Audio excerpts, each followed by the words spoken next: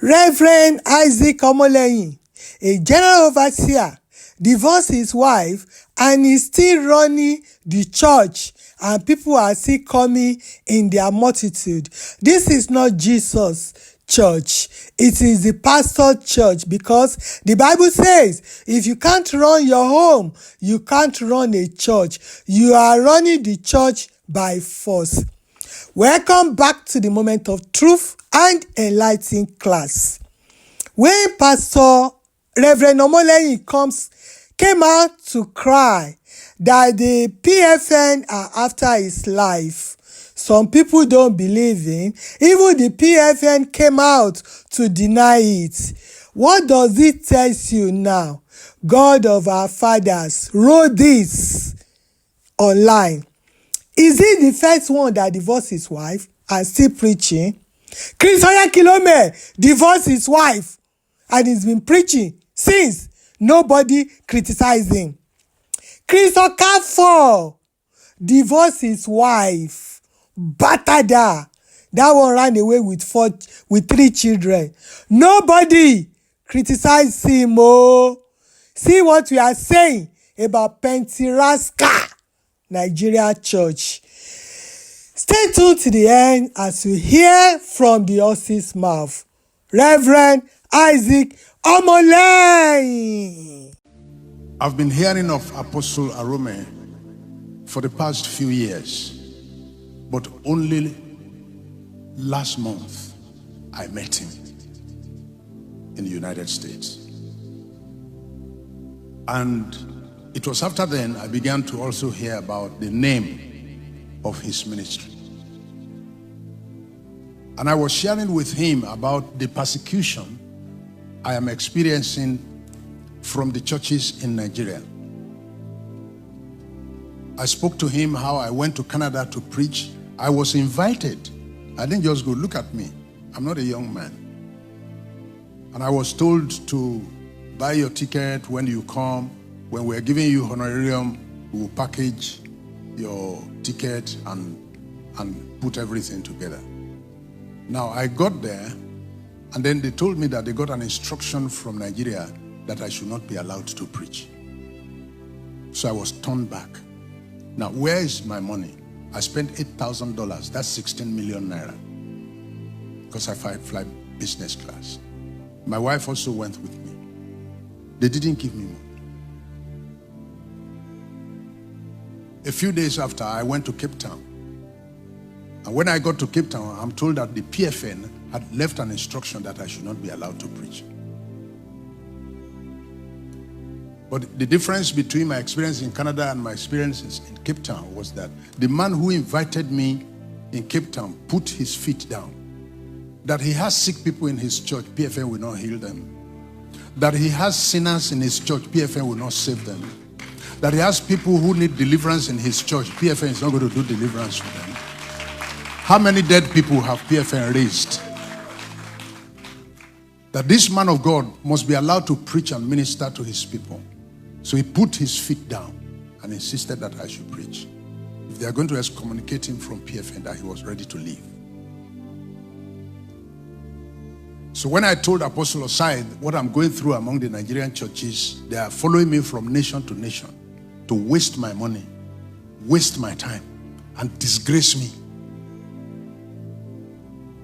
Then Apostle Osai told me that he had suffered the same persecution. So I now had a relief when I met him that I had a partner in hardship. You heard him, oh? So, Arome Osai too is a reject. It's good to hear. So, reject versus reject. However, PFN have come out to say no. That is not correct. That is not correct. Evangelist Isaac Omolehin, the Pentecostal Fellowship of Nigeria, PFN, and many churches in Nigeria are persecuting me and Apostle Arome Osai because we are speaking truth to power. Not lie, you. What truth? In the mouth of Osai. So PFN finally addresses Reverend Omolehin's Canada-Cape Town claim. The Pentecostal Fellowship of Nigeria PFN has become aware of public claims made by Reverend Isaac Omolehin, alleging that a church in Canada stopped him from preaching upon his arrival based on directives purportedly issued by the PFN. So let me skip. You can read it. I will leave it for you to read. PFN issued no such directive. At no time in Canada-Cape Town, Nigeria, or anywhere else in the world did the Pentecostal Fellowship of Nigeria issue a directive, formal or informal, instructing any church or ministry to stop Reverend Isaac Omolehin. We know that is not true. They have to deny it. You know, this is not the first one. When they invite him to come there to speak, he got there, they didn't allow him to speak. So he apologized to Origbo, to Oyakilome, to Adeboye, to Fatoyibo, but they don't forgive.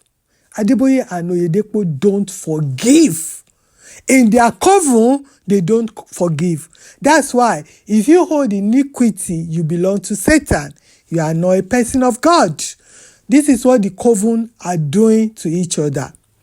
That's why lately, Osai was promoting Adeboye, was asking Tinubu to humble himself, Tinubu government to humble itself and take advice from Origbo and Adeboye.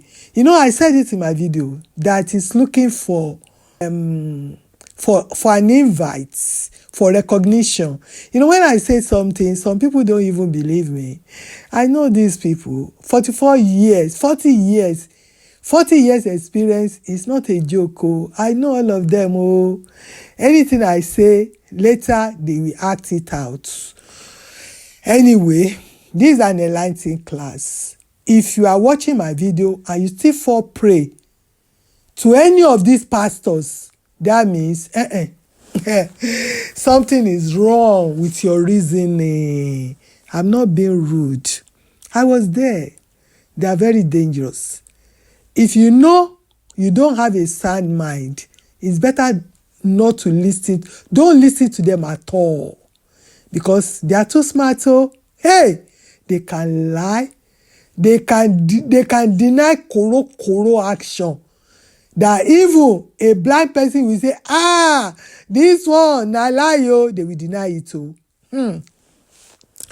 This one na true. Oh, these people will deny it. Oh. See what they did to Reverend Achomo.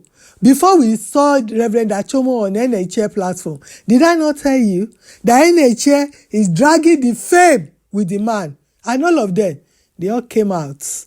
They put themselves back behind the man. But he's been crying for years. Where were they? They were all busy inviting governors, senators to their crusades, mingling with them, taking pictures with them, and everything. Everything is online. I think Reverend Achomo didn't check all this information. If you know him, because they've deleted all his social media handles. So, if you know him, please, you have his WhatsApp, whatever, please send the video to him. Advise him to stay away from all the Nigerian pastors. Because they are not of God, though. He's standing on Baal altar. And he wanted to eat from Satan's table. He should stay away. He's been crying alone all these years, and God has answered him. And these are destiny destroyer. They just want to come and hijack the glory and destroy the destiny and lure him into their coven. If you need that on their altar, that's it. Oh, you've initiated yourself. Oh, that's an initiation. Oh, so let me know your thoughts about Reverend Omolehin, because they've excommunicated him.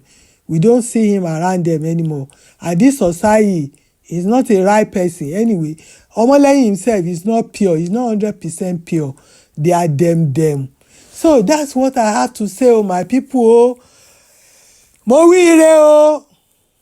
Did I speak well? Let me know in the comment section. Oh, I'm open to criticism. Oh, me, I listen to corrections. Oh, most of my people that knows me from beginning, they correct me day to day, and I never fight anybody for correcting me. Oh, I will see you on my next video. Bye for now.